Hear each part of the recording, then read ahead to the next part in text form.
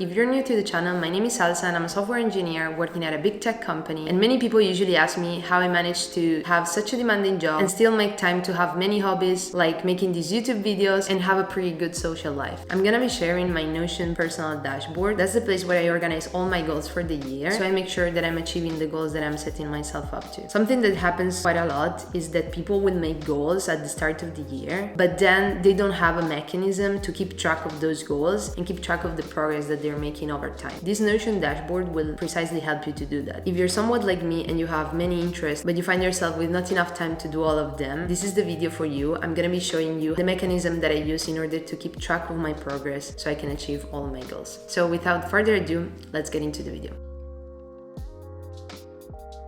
I'm assuming that if you clicked on this video, you already know what Notion is, but if you don't, it's just a workspace where you can add different blocks. They represent different things. You can add tables, you can add text, you can make it wherever you want. At first, I used to think that it was more of a productivity tool, and it is, but it can literally be whatever you want it to be. You can make vision boards on it, you can make game trackers, you can literally make anything. It's truly the beauty of it, right? Like being able to customize it to your own needs. I also want to say that this video is actually sponsored by Notion. This is literally like my dream collaboration ever. If I were to say one brand that I wanted to collaborate with, it is Notion. It's actually crazy that they reached out to sponsor me. I really couldn't be more grateful. Thank you so much, Notion, for sponsoring this video.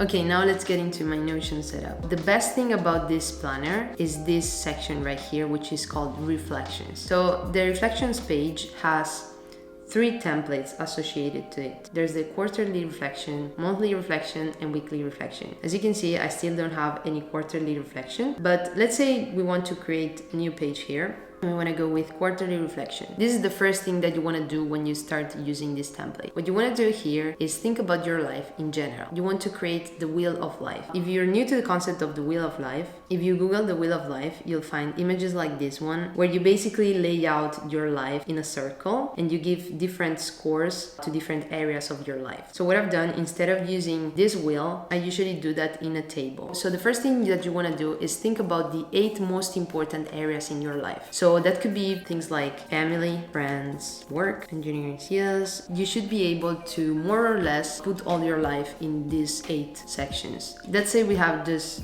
6. After you've laid out the main areas in your life, you want to give them an attention score. An attention score is a number from 1 to 10, signaling how much attention you are devoting to a specific life area. You want to make it visual and not just a number, so you can then see the difference between different areas. So I'm just gonna assign different scores to every area. Once you've laid out the options, you can see the benefit of making it visual. Now that you can see easily that your fitness area is the one that needs the most attention, you can now redirect your priorities towards that direction in order to achieve your goals. Now you want to go to the goals section below. So for example, let's say one of your goals is being more athletic. When you're defining your goals, you want to try and make it a bit more specific and measurable. Being more athletic doesn't sound like a super specific goal, so you want to make it more like going to the gym twice per week. Now this is something that is measurable and it's more specific. You want to give it a deadline. Let's say you want to check out in August 2023, and then you want to write why this is an important goal for you. You only want to pursue goals that are actually meaningful to you. If you find yourself not having enough reasons to do a thing, perhaps it's just not worth your time. So you want to go really in depth here, and you want to write a huge paragraph on why this goal is important for you. Then after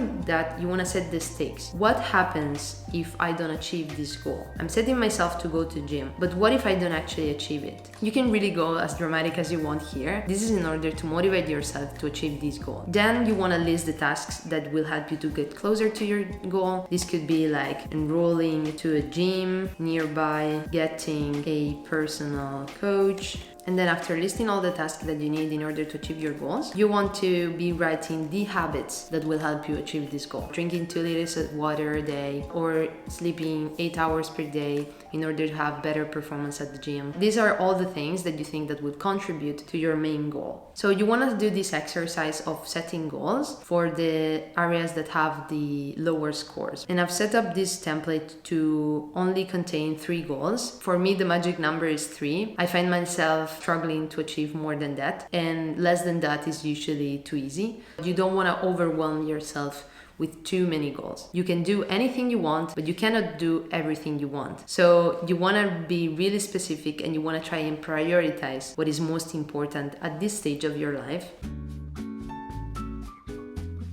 So after doing the quarterly reflection, you have an idea of which are the tasks that you need to do in order to achieve your goals. So you can challenge yourself with a few goals per month in order to keep making progress towards the bigger goals. In this case, for me, one of the challenges was reading 5 days per week. Another challenge was getting back into my gym routine, because during January I was moving houses, so it was a bit difficult for me to find time to go to the gym, and then posting a couple of videos during this month because I find it important to build some consistency in the channel as well. At the end of the month, I would put some screenshots with my progress, because I don't know if you noticed, but here in my personal dashboard, I have a habit tracker. We'll get more into that later on, but basically I will put a screenshot here of how many days I read, so I can actually see if I achieved my goals or not.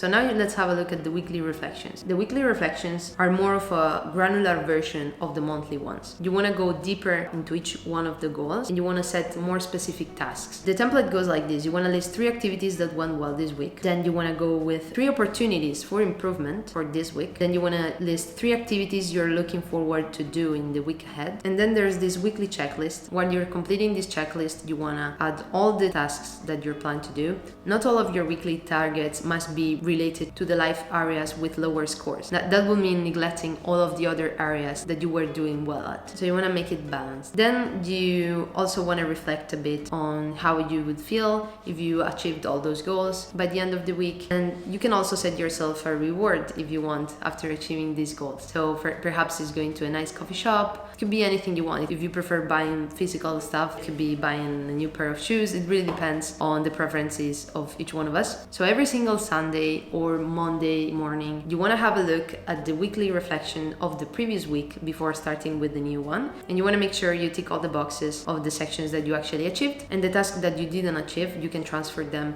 to the new weekly reflection. So that's how I personally keep track of all my goals. That is in this section right here. Then I also have other sections that are pretty important to keep track of my habits. For example, I have this dashboard here. This is a table containing the main habits that I want to keep track of, which are the gym, meditation, and read. As you can see, meditation I've been doing pretty poorly. And the way it works is that basically, let's say now we're in March and I want to store this habit tracker for February. I would put it in the archive section, and then I would click the button start a new month. And as you can see, it already has all the sections that I've preset in my template. You can modify this template and add as many sections as you want to keep track of. And here I would put March, and every day I will check the sections that I've achieved. Here on the right, you can see I have some goals for 2023. These are my personal goals. Then I also have a stretch goal section. This comes more of a businessy type of mentality, where you have the main goals for the year and you also have the stretch goals, which are like nice to haves. So for example, for me, it's experimenting with short form content. This is something that I've never done before. And then I have another section here with the books that I've read in 2023. That's how I keep track of the books that I'm reading. And then I also have a link to my reading list and book notes. This is actually a template that I use in order to keep track of the books that I read and taking notes on them so I can remember what I read. So if you're interested in learning more about it, feel free to check out the video that I made last year where I explained everything about how I read and take notes. And you will also find a template to it. This is just a link to that page. And yeah, that's basically it. I also want to mention that most of the prompts that you will see in these weekly, monthly, quarterly reflections actually come from a journal that I was using extensively in 2022, which is this Zello journal right here. This is an amazing journal for people just starting out to get into productivity and that want to plan their day easily. This is an amazing tool that I've been using at the start of 2022. I then realized that I'm more of a digital person and that I didn't want to bring my journal with me everywhere. So I decided to transfer the key prompts of this journal into Notion, but you should definitely check out this Zello journal if you're into physical notebooks. It's really, really helpful and complete. Check it out. It's really nice. I will leave a link down below to their website. That's all for this personal dashboard. In the past, I used to have like super crazy setups, but I wanted this board to be more of a mindful dashboard that I could use to reflect on my life goals, have a better overview vision of what I'm doing and why I'm actually doing it. So hopefully this will be helpful for you guys guys as well. Feel free to duplicate the template that I will leave in the description down below. If you're interested in seeing any of my other Notion dashboards, please let me know in the comments down below. I use it to manage most of the stuff in my life. So yeah, let me know if you're interested in that kind of stuff. Thanks again, Notion, for sponsoring this video, and I will see you guys in the next one.